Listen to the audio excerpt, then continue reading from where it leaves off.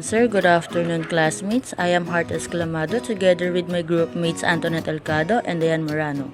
We are in the last module of DRRR, which is module 19. It's about policies of DRRM, the Philippine DRRM Law Republic Act 10121, and its implementing rules and regulations. The learning objectives for this module.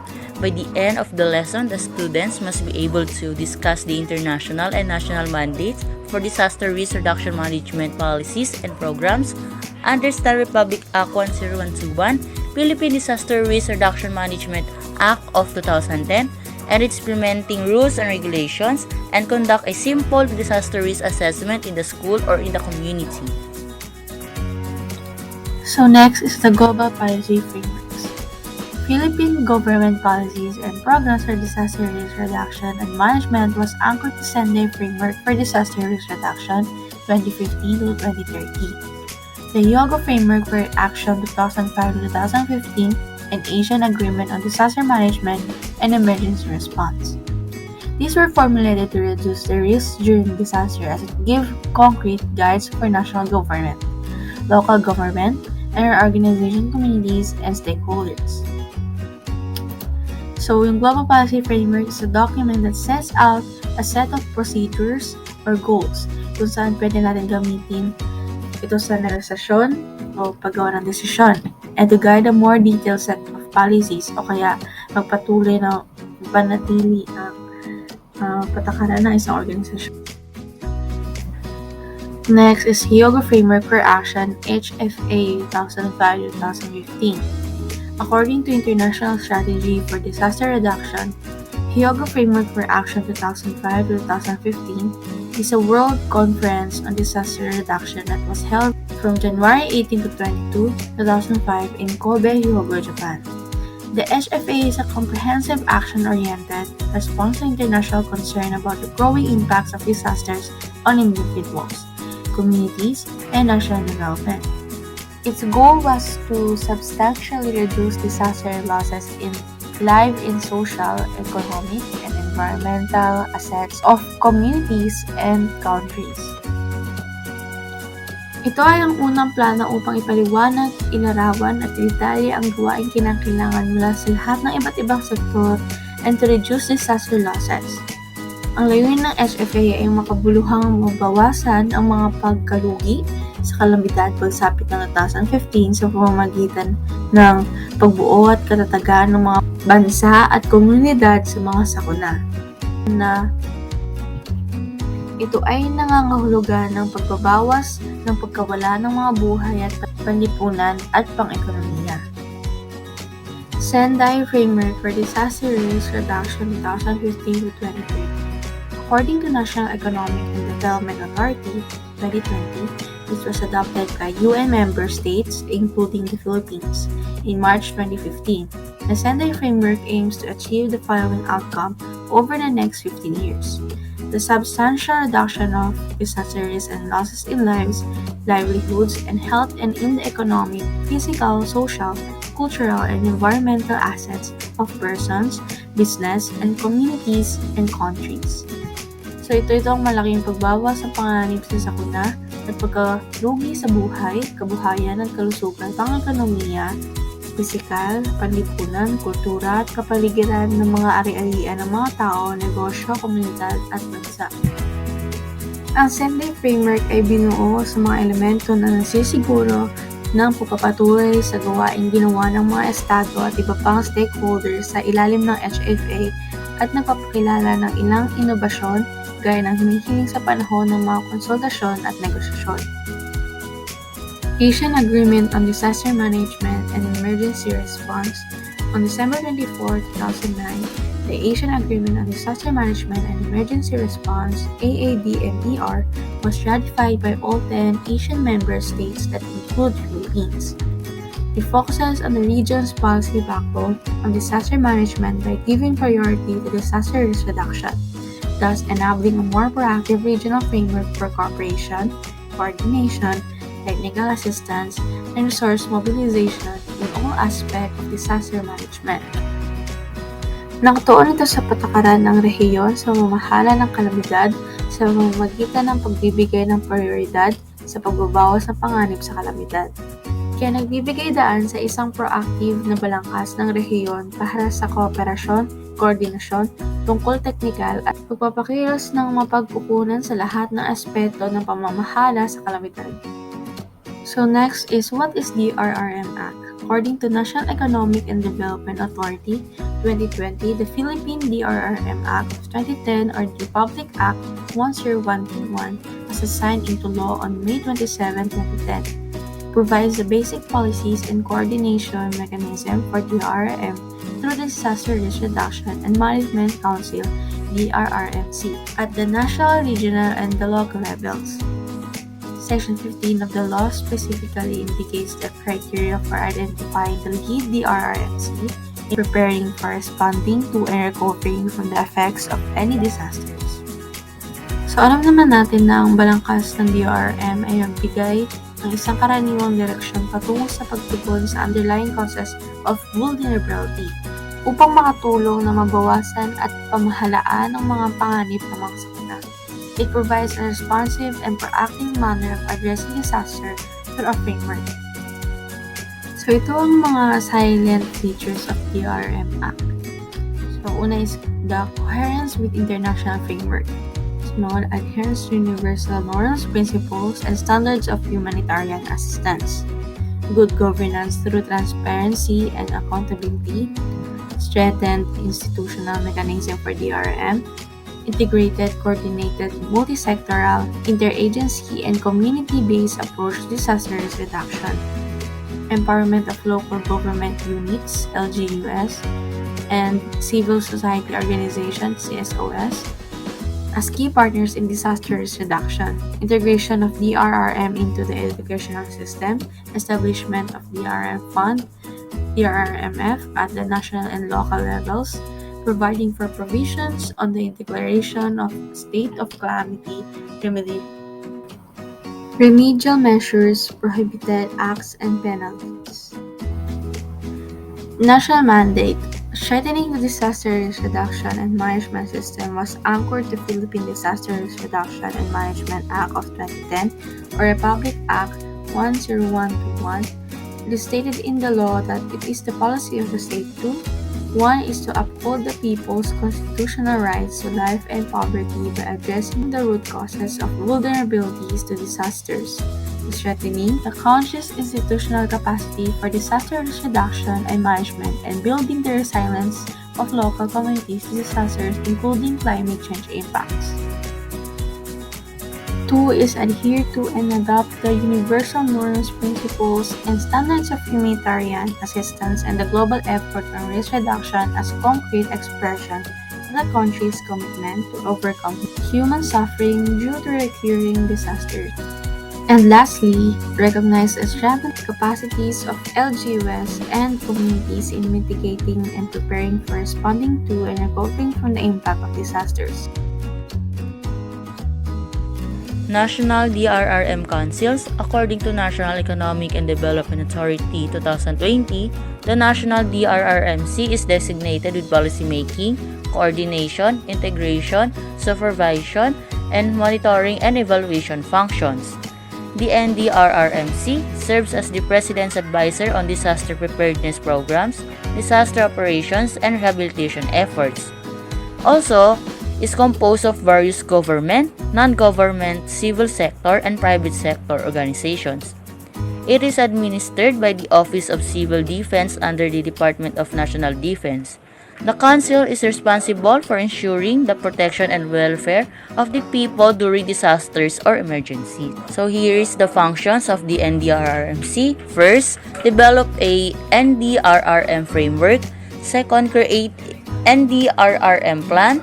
Third, advise the President on the status of disaster preparedness prevention, mitigation, response, and rehabilitation operations, as well as recommend to the President the declaration of a state of calamity in area. Fourth, ensure a multi-stakeholder participation.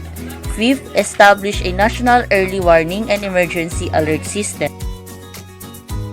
Regional DRRM Councils or RDRRMC. The regional DRRM councils is the regional arm of NDRRMC. They are responsible for coordinating, integrating, supervising, and evaluating DRRM activities of the local DRRM councils. It is headed by the Regional Director of the Office of Civil Defense OCD. Also, the RDRRMC shall be responsible in ensuring disaster-sensitive regional development plans and convening the different regional line agencies and concerned institutions and authorities in case of emergencies. Here are the functions of the RDRRMC. First, coordinate, integrate, supervise, and evaluate the activities of the LDRMC. Second, ensuring disaster-sensitive regional development plans. Third, establish an operating facility to be known as the Regional Disaster Risk Reduction and Management Operations Centers. Local DRM Councils or LDRMC. The local DRM councils shall be known as Provincial or Municipality Disaster Coordinating Councils. The Barangay Development Council shall undertake the powers and functions of the council at the barangay level. It is composed of multi-sectoral and multi-agency members. LDRMC oversees the implementation of the local DRM plans formulated by local DRM offices. Also, the role of local DRM councils is to develop, review, and assess effective disaster management practices. Help local governments prepare a local disaster management plan. Ensure the community knows how to respond in a disaster. Here are the functions of the LDRMC. First, approve, monitor, and evaluate the implementation of the LDRMP. Second, ensure the integration of DRR and climate change adaptation. Third, implementation of first or preemptive evacuation. Fourth, convene the local council. Local DRM offices or LDRMO. LDRMO are established in every province under the office of the governor, city under the office of the city mayor, municipality under the office of the municipality mayor, and barangay DRM committees for the barangay level headed by barangay chairman. Local DRM offices sets the direction, development, implementation, and coordination of DRM programs and activities within their territorial jurisdiction. The LDRMO shall be under the office of the governor, city or municipal mayor, and the punong barangay in case of the BDRMC. The LDRMO shall be initially organized and composed of a DRRMO to be assisted by 3 staff responsible for first, administration and training, second, research and planning, and third, operations and warning. Here are the functions of the LDRMO. First, set the direction, development, implementation of DRRM programs. Second, design and program and coordinate DRM programs to NDRMC. Third, facilitate and support risk assessment and contingency plan. Fourth, consolidate local disaster risk information. Fifth, organize and conduct trainings. Disaster volunteers. According to implementing rules and regulations of Republic Act 1012, the following feature disaster volunteers. First, their mobilization may be undertaken by A. Government agencies, B. Civil services organizations, C. Private sector and local government units. Second, their enhancement, welfare, and protection will be the responsibility A. Agencies, B. Civil service organizations, C. Private sector, or D. Local government unit which assembled them. Third, their accreditation and inclusion in the database are done at municipal or city level. Fourth, they will follow guidelines set by the NDRMC. Fifth, they are entitled to compensatory benefits and insurance under the guidelines. Volunteer actions range across the spectrum of disaster management and from prevention through preparedness and mitigation, as well as response and recovery. Education and training. According to implementing rules and regulations of Republic Act 10121, education and training is Rule 2. First, integrating the school curricula of DRR education for both of secondary and tertiary level of education, including National Service Training Program, private or public or formal and non-formal, technical and vocational, indigenous learning, and out-of-school youth courses and programs. Second, encourage the youth to participate in DRM activities headed by SK councils together with the DRMC. Third, impose trainings to the public sector employees that focus on emergency response and preparedness.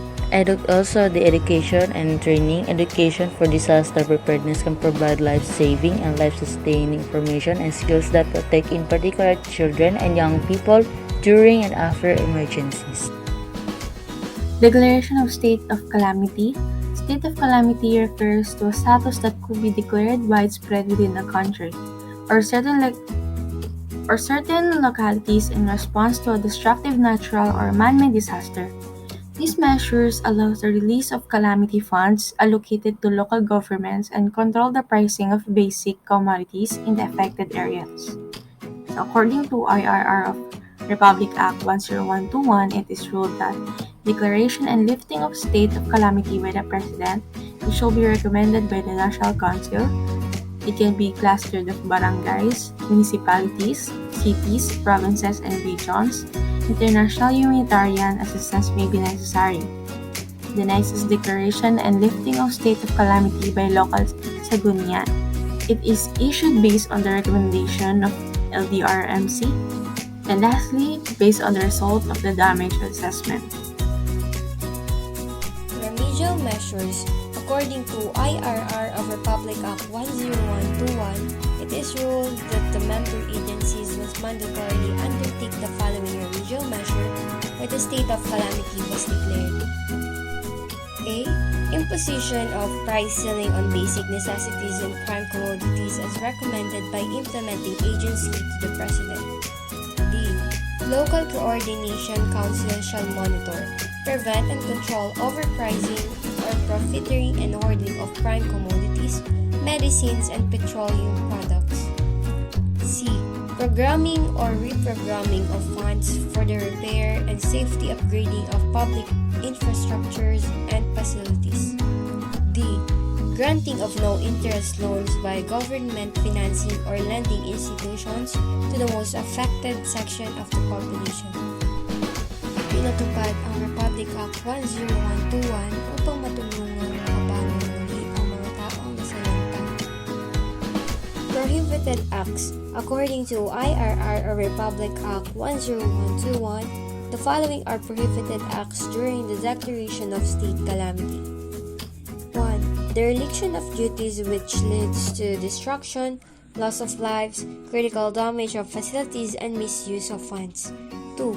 Preventing the entry and distribution of relief goods in disaster-stricken areas, including appropriate technology, tools, equipment, accessories, disaster teams, or experts.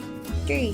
Buying for consumption or resale from disaster relief agencies any relief goods, equipment, or other commodities which are intended for distribution to disaster-affected communities. 4. Buying for consumption or resale from the recipient disaster-affected persons any relief goods, equipment, or other aid commodities received by them. 5. Selling of relief goods, equipment, or other aid commodities which are intended for distribution to disaster victims. Local Disaster Risk Reduction and Management Funds.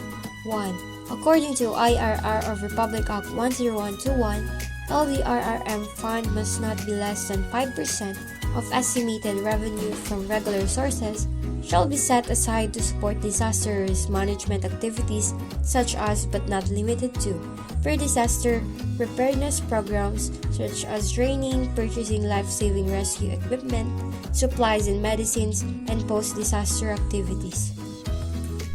2. It is the duty of the LDRRMC to monitor and evaluate the use and disbursement of the LDRRMF. 3. Upon the recommendation of the LDRRMO and approval of Sangguniang concerned, it may transfer the said fund to support disaster risk reduction work of other LDRRMCs which are declared under the state calamity by the LDRRMC. 4. Quick Response Fund. Quick Response Fund QRF or Standby Fund is amounting to 30% of LDRRMF that is allocated for relief and recovery programs. 5. Special Trust Fund. Unused LDRRMF shall be converted to trust fund for the purpose of DRRM activities of the LDRRMC within the next 5 years. Any such amount that is not fully utilized after 5 years shall be returned to the general fund and can be made available for other social services by the local sanggunian. 6. LRRMC shall make its report on utilization of LRRMF open to public by publication and posting. National Disaster Risk Reduction and Management Funds. 1. According to IRR of Republic Act 10121, NDDRM funds should be used for disaster risk reduction or mitigation, prevention and preparedness activities. It can be utilized for relief, recovery, reconstruction, and other work or service in connection with natural or human-induced calamities that may occur during the budget year or in the past 2 years from the budget years. 2. NDRRM fund amount and the recipient agencies and or LGUs are based on the approval of President with the recommendation of NDDRMC. 3. Quick Response Fund. 30% from the NDRRM funds shall be allocated as Quick Response Fund or QRF or Standby Fund to the agencies identified by NDRRMC.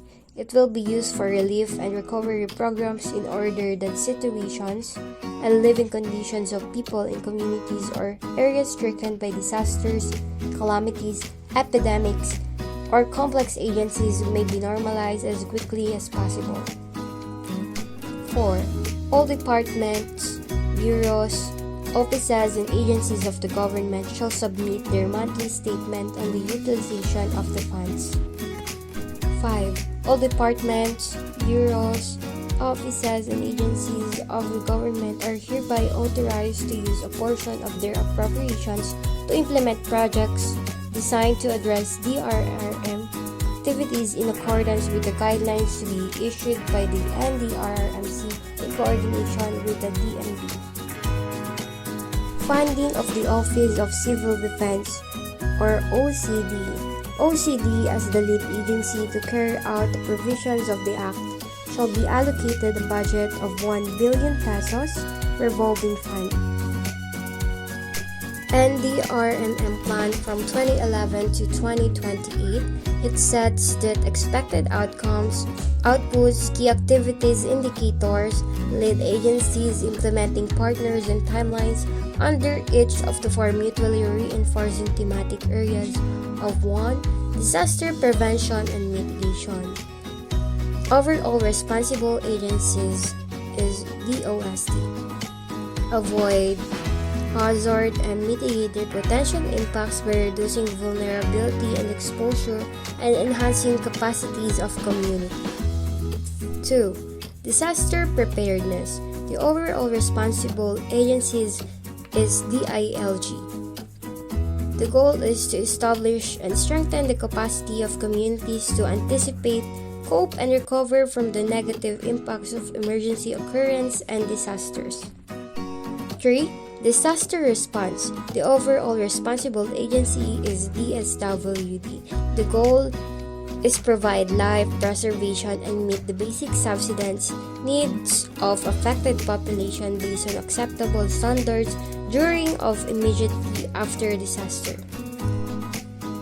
4. Disaster rehabilitation and recovery. The overall responsible agency is DINEDA. Restore and improve facilities, livelihood and living conditions and organizational capacities of affected communities and reduce disaster risk in accordance with the Building Back Better principle. Their main goal is to have safer, adapted, and disaster-resilient Filipino communities toward sustainable development. That's all, and thank you for listening.